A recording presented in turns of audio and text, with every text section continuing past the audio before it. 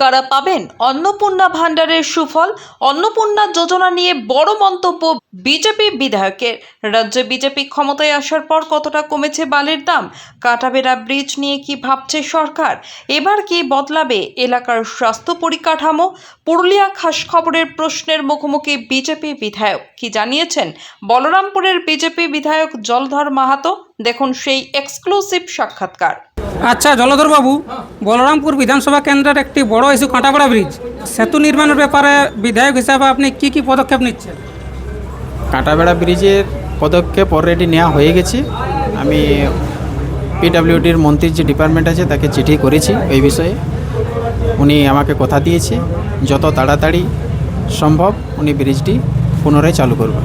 তৃণমূল সরকারের আমলে বালির দাম নিয়ে মানুষের মধ্যে ক্ষোভ ছিল, আপনারা সেই ক্ষোভ কতটা মেটাতে পেরেছেন? দেখুন, বালির ক্ষোভ এখনও আর কি রিপোর্ট আসে, কিন্তু আমরা চাই আর কি যে পাবলিক ন্যায্য দামে বালি পাক। আমরা সেই জন্যে সব যাকে বালির যা ছিল আপনার ঠিকাদার তাদেরকে ডেকে বলা হয়েছে যে আপনারা 1200 টাকা করে 160টি নদী থেকে বিক্রি করুন, আর যেগুলো ব্যবসা করছে বাইরে বালি নিয়ে চলে যাচ্ছে তাদের জন্য 2500 টাকা নেন। এইভাবেই চলছে, কাঁটাবেড়াও চলছে, বাকি পুরুলিয়া জেলার সব বিধানসভাতেই এই নিয়মটাই চলছে। এলাকার মানুষের বড় ভরসা বাঁশগড় স্বাস্থ্যকেন্দ্র, এই স্বাস্থ্যকেন্দ্রের পরিকাঠামো উন্নয়নের কাজ কবে শুরু হবে বলে মনে হয়? এই বিষয়ে আমি স্বাস্থ্যমন্ত্রীকে চিঠি করেছি। স্বাস্থ্যমন্ত্রী বলেছে আমাকে যে বলরামপুর যে বাঁশগড় গ্রামীণ হাসপাতাল 60টি বেডে এখনও আর কি উপস্থিতি আছে আর কি 60টি বেড। আমি চাইছি যে এটা 100 বেডের হোক।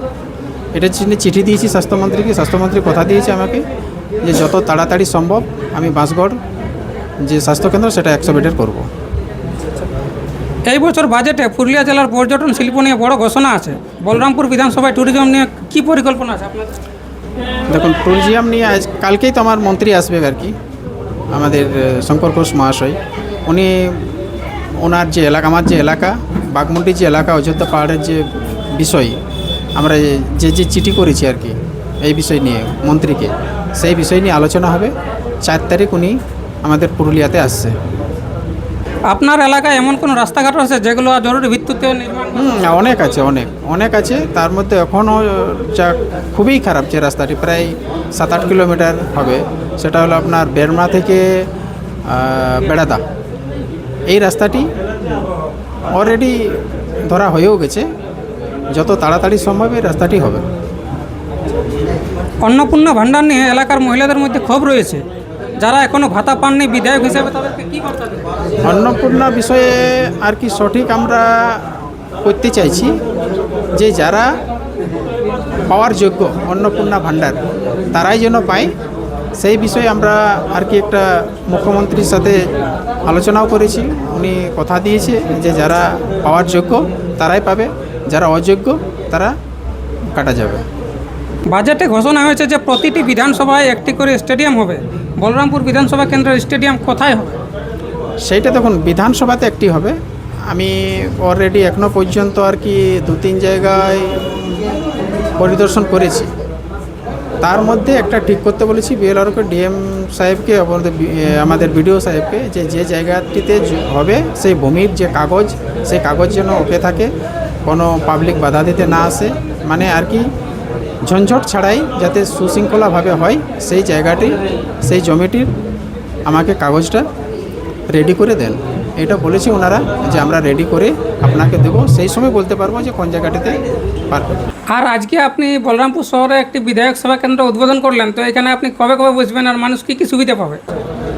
এই বিষয়টা এখনও পর্যন্ত ঠিক করেনি, তবে আমি এইখানে যে মণ্ডল সভাপতি আছে আমার 5 জন, ওনারা 5 জনেই আছে।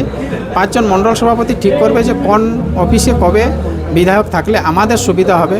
কারণ লোকাল ইস্যু অনেকগুলাই আছে। ধরুন বড় বড় হাট আছে, বলরামপুরের মঙ্গলবারের হাট, আপনার কাঁটাডিতে সোমবারের হাট, পুরুলিয়াতে একটা হাট হয়।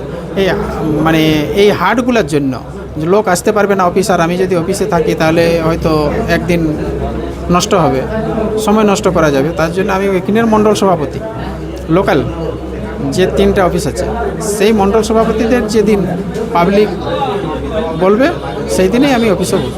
মানে মানে স্থানীয় মানুষজনের যেদিনটা সুবিধা হবে সেদিনই আপনি এখানে বসবেন। সুবিধা যেদিন ধরুন আমি হয়তো অফিসে আছি আর লোকজন হাট চলে গেছে, অফিস ফাঁকা, সেই দিন সময় নষ্ট করে কোনো লাভ নেই। মানুষ যেদিন বলবে যে এই দিনটা হলে আমাদের ভালো হয়, সেই দিনই আমি সেই অফিসে বসবো।